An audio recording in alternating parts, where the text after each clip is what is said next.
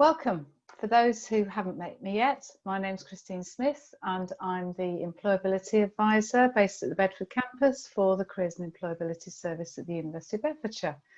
I'm really pleased to have with me today Marianna, who will introduce herself in a moment, and we've worked with her a lot as an extremely professional young woman, and she's going to tell us a little bit about her story and how she got to where she is now, and just kind of hints and tips she would pass on to anybody who's currently studying with us. So welcome, Marianna. Do you want to just introduce yourself? Yes, hello everyone. So I'm Marianna. Currently, I work as a recruitment coordinator for Citizens Advice Bedford, but I'm here today to share with you all my journey so far.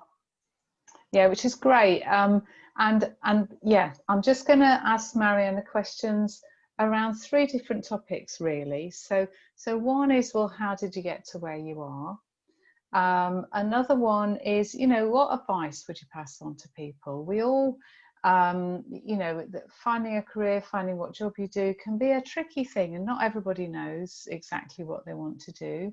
And that's not right or wrong, but, you know, we wanted to just unpack some of that a little bit. And then right at the very end, we're just going to put some slides and some advice so that people can go away and research that a bit more. Okay, so Marianna, part of what happens at university, we were talking about this before, wasn't it, is that we develop and grow as a person. And so how did you decide what you were good at while you were still at uni, and you know, and how did that inform where you went? Yeah, okay, so for me, whilst I was at university, I actually had a part-time job working in retail. So I used to be a sales assistant for the perfume shop. Okay. And I actually began there, I was quite shy, inexperienced, but by the end of it, I gained a lot of confidence. Obviously, I really enjoyed working with face-to-face with clients, meeting new people, working in a team. As obviously we had targets we had to achieve every day. So for us, it was, you know, really that element of teamwork and working together to reach our targets. So obviously, whilst I was at university, I felt that, I mean, I studied international business and French. I went on to doing that course because it was something that I enjoyed doing whilst studying my A-levels. And they were both subjects that I was really interested in. So when I was at university studying for my degree, I was toying between two different career paths. So because I enjoyed that client-facing role, I wanted to go down either HR or marketing, because I've always been a little bit creative as well. So I was interested in pursuing marketing because I had that creative skill, should we say, but also HR, because during my time at university, I was told by lecturers that I was a good communicator and I was good with people. I've always been somebody that cares about somebody. So if there is, you know, in a team, for example, somebody that's struggling a little bit more, I'd always be the person that would be offering them that support and making sure that I was helping them get through things. So yeah, that's always been something that I've been interested in doing. And I think that, yeah, that's a good point, that we kind of find out what we're good at, partly because people feed back to us that we're good at that, like your lecturers told you, didn't they? Yes, but it's also partly by having a go at something, isn't it? Yeah, absolutely. And I think sometimes it's the things that you do outside of your studies that enable you to learn more about yourself. So as I said, for me, I learned that I enjoyed being around people through my part-time work that I used to do at the weekends. So, you know, it's through those extracurricular activities that you can get involved in whilst at university. One of my biggest regrets is that I didn't get involved in enough whilst I was studying. I wish I had gotten involved in more societies, had done a lot more of those things where I certainly would have gained a lot more skills, and perhaps, who knows, I could have found a passion in something else that I haven't yet discovered. So yeah. And so many students say that to me. They say, on the one hand, you know, I want to concentrate on my studies, and that's absolutely right, isn't it? Because you're there to get your degree, you know, and it's wrong if our outside interests cut across that. But yes, time and again, employers tell me that they want people who've got work experience, who developed skills, who discovered what they're good at. And I think sometimes that helps us develop confidence. Was that part of your experience? Yes, I agree. And I think, as you mentioned, I think the important thing is that when you go for interviews, for example, I mean, for me, I knew that I was a good communicator, but that's not necessarily always enough.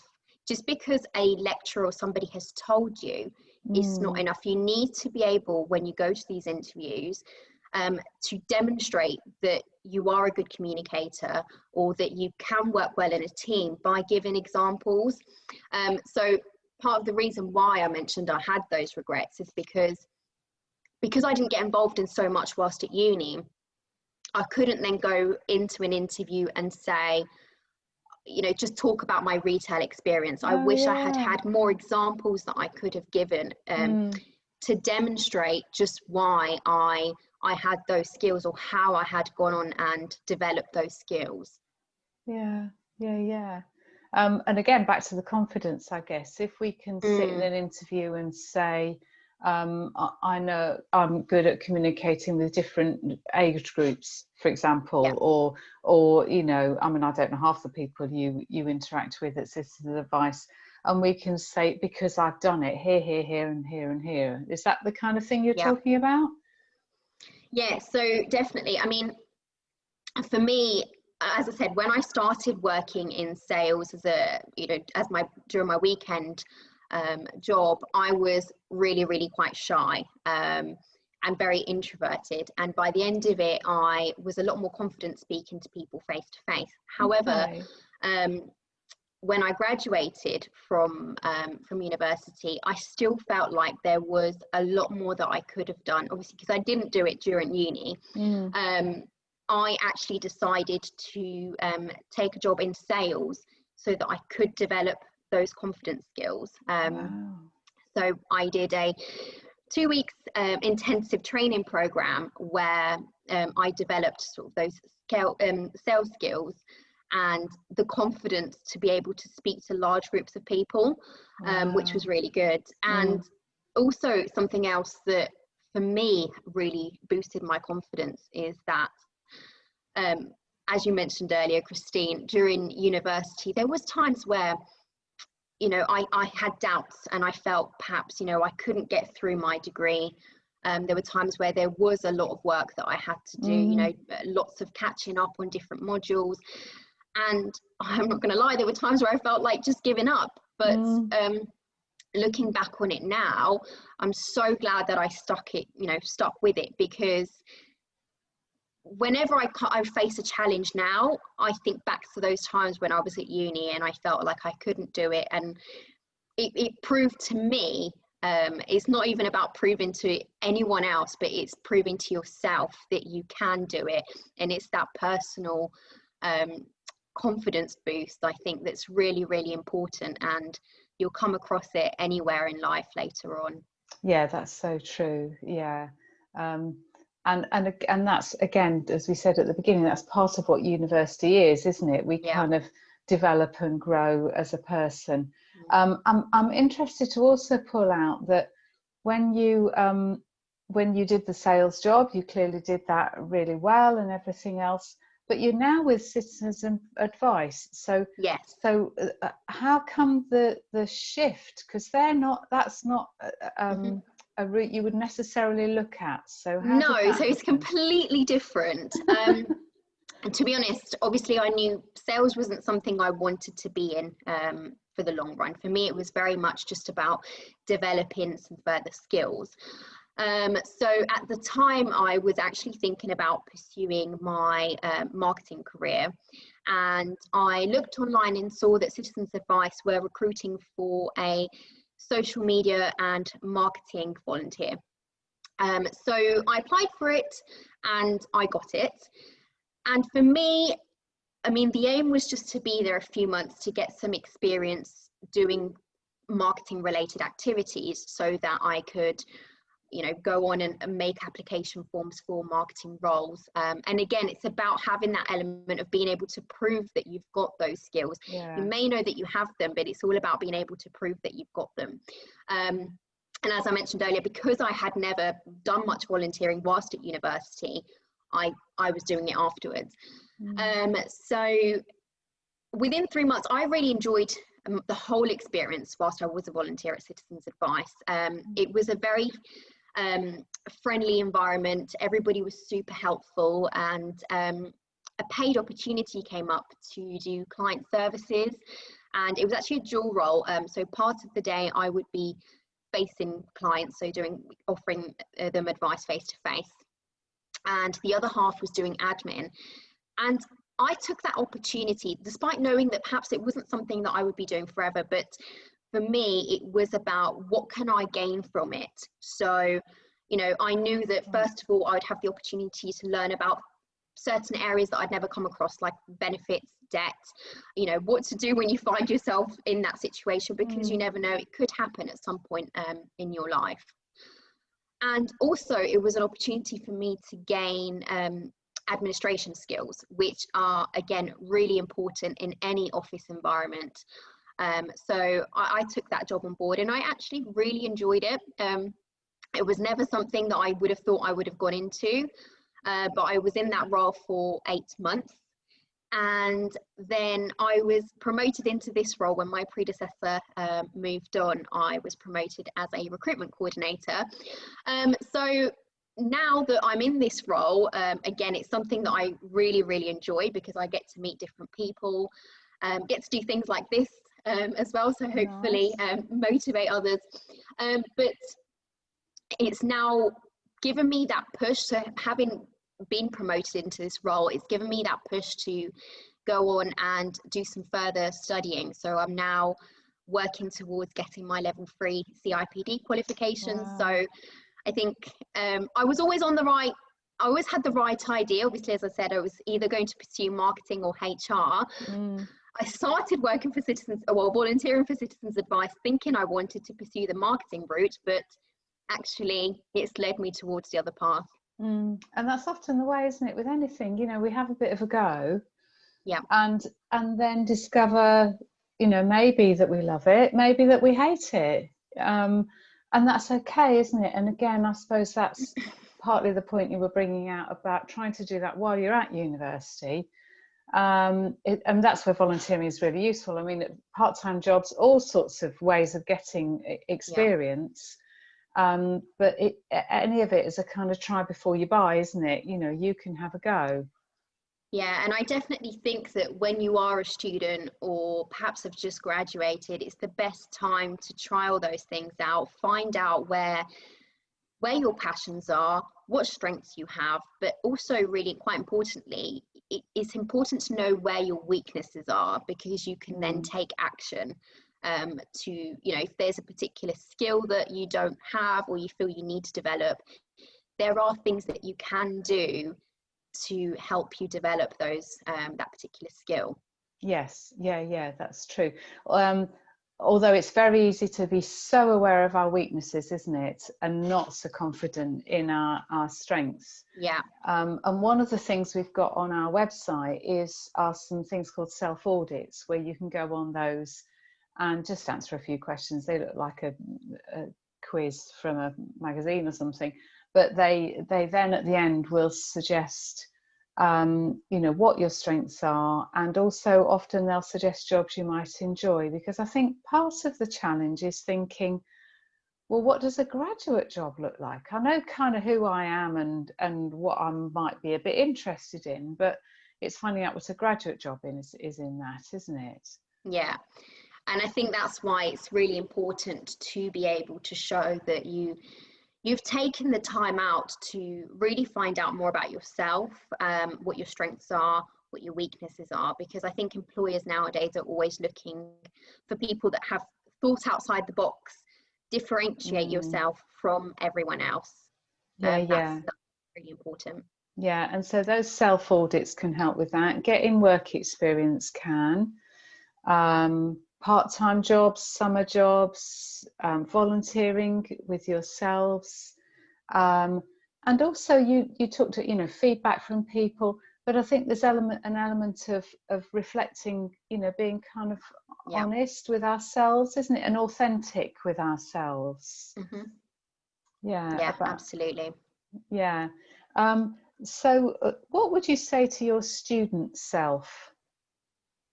Okay, so the first thing I would say is don't worry too much. I think certainly when I was at university, I put a lot of pressure on myself, more so than I was perhaps getting from the course. I was putting a lot of that pressure that I was feeling. It was coming from me. Okay. Because I was perhaps thinking that I needed to have it all figured out. It's really easy when you're a student to compare yourself to those around you. There may be somebody that already knows exactly what they want to do, but in reality, most students and most of my friends that perhaps even when they were at uni, they thought they knew what they wanted to do, have now changed their minds completely. And I think it's just, don't worry too much. Make yourself a timetable. Make sure that you take the time out to relax. I think that was something really important. There were times where I just felt like I had to just study all the time. And I felt guilty when I took out an hour to do something fun, or part of the reason why I didn't take on extracurricular activities is because I felt that, I have to focus on my studies. But actually, it's all about developing yourself as a person and how you grow. And it's great to have your degree at the end. It's great to show that, to be able to prove that you were able to study and learn something new. But I do think that there are other things as well that you can do, which help you to develop as a person and grow ultimately. And those things you'll only gain them through doing those extra activities, things outside of your studies. And often they can be fun, can't they? And to go away and do something that we enjoy and then come back to it can really mean we get back to our studies in a much more focused way.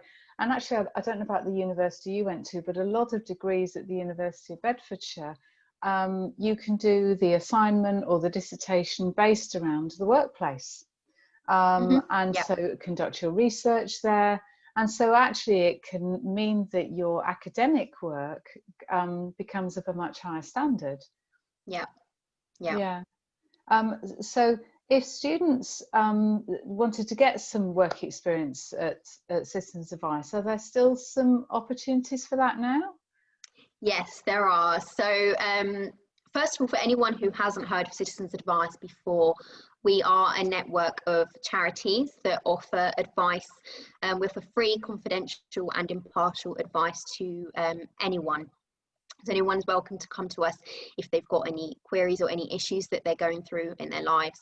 As I mentioned earlier, we offer advice on people who have benefit issues, debt issues, consumer issues. So for example, you've bought a car and something's faulty and you want to take it back and you've got a question about how you can go about it. You can come to Citizens Advice and we give people that advice. But so at the moment we do have 2 roles that we are recruiting volunteers for.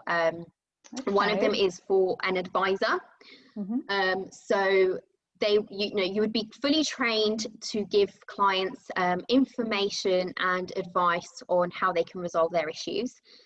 And you're not expected to have any previous experience because the training is designed to really start from the basics. And the other role is for a money advice assistant role.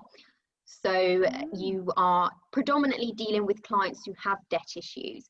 So you get to learn about the law system, lots of different areas like that are really, really useful. As I said earlier at the start, at the time when I began volunteering for Citizens Advice, I didn't realise just how much is out there that we don't learn through university. They don't teach us it in school. and it's, you know, it's so useful to learn about these things. And it's that both of those roles are remote roles, so all of the training and the actual volunteering role can be done from the comfort of your own home. Oh, brilliant. And we only ask for a minimum commitment of 6 to 8 hours per week. So you can split it up over 2 days if you need to. And if anybody has any questions at the end of this, Christine, you know, you can give out my email. Be more than happy to answer anyone's questions. Yeah, sure. Yeah, thank you. That sounds really interesting. And as Marianna said, yeah, we'll be putting, I'll be putting some things at the end of this presentation so that you can see those. And I think one of the things that comes across to me is in terms of developing your strengths, just try lots of different stuff.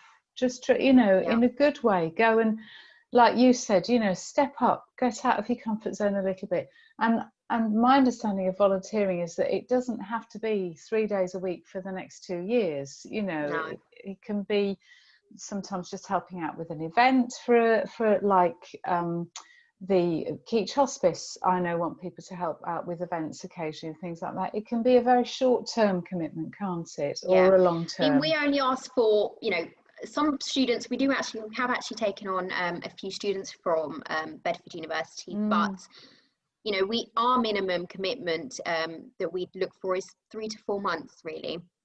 And then at the end, you also get a reference, which is really good for your job applications as well. So very good. Yes. Yeah.